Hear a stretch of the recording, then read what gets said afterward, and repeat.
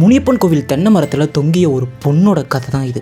சேலத்துக்கு பக்கத்தில் தான் இந்த கிராமம் இருக்குது. இந்த கிராமத்துக்கு நடுவில் ஒரு முனியப்பன் கோவில் இருக்குது. அந்த முனியப்பன் கோவில் பக்கத்துலேயே மிகப்பெரிய ஒரு தென்னந்தோப்பு இருக்குது. அந்த தென்னந்தோப்புக்கு இரவு டைமில் யாருமே போக மாட்டாங்க. அதுக்கான காரணம் யாருக்கும் தெரியாது. ஒரு பௌர்ணமி இரவு அந்த ஊரில் சில பசங்களாம் சேர்ந்து அந்த தென்னந்தோப்புக்கு போகிறாங்க. அங்கே போகும்போது ஒரு தென்னந்தோப்பில் மட்டும் ஏதோ ஒரு சத்தம் கேட்டிருக்கு. எல்லாரும் மேலே தலையை தூக்கி பார்க்கும்போது அந்த இடத்துல ஒரு பொண்ணு அப்படியே அந்த மரத்தை பிடிச்சிக்கிட்டு தொங்கிட்டு இருந்திருக்கா. அவளோட முடி ரொம்ப நீளமாக தர வரைக்கும் இருந்திருக்கு. அவளோட கண்கள் எல்லாமே செவந்து பார்க்குறதுக்கு ரொம்ப கொடூரமாக காட்சி வச்சிருக்கு. அங்கேருந்து பசங்க எல்லாம் பயந்து ஓட முயற்சி பண்ணாங்க. ஆனால் அந்த பொண்ணு, இந்த கிராமம் எனக்கு நீதி வழங்கவே இல்லை, அதனால என்னோட ஆன்மா இங்கேயே தங்கிருச்சு, இங்கேயே சிக்கிக்குச்சு அப்படின்னு அந்த பொண்ணு அந்த பசங்க கிட்ட சொல்லியிருக்கா. அப்படி சொன்ன உடனே அந்த முனிப்பன் கோயிலில் இருக்கிற மணியெல்லாம் தானே அடிக்க ஆரம்பிச்சிருக்கு. அந்த பொண்ணு மெதுவாக கீழே இறங்கி அந்த முனிப்பன் சாமிக்கு பக்கத்துலேயே போய் உட்காந்துட்டா.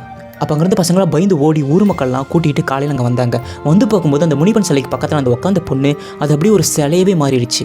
அப்போ வந்து பார்த்திங்கன்னா அந்த முனிப்பன் சிலைக்கு பூஜை பண்ணும்போது அந்த பொண்ணுக்கும் சேர்த்து எல்லா பூஜையுமே எல்லா படையிலுமே படைச்சிட்டு இருக்காங்க. நீங்கள் இப்போ போனால் கூட அந்த முனிப்பன் சிலைக்கு பக்கத்தில் அந்த பொண்ணு உட்காந்த மாதிரி இருக்கிற ஒரு சிலையை நீங்கள் பார்க்க முடியும்.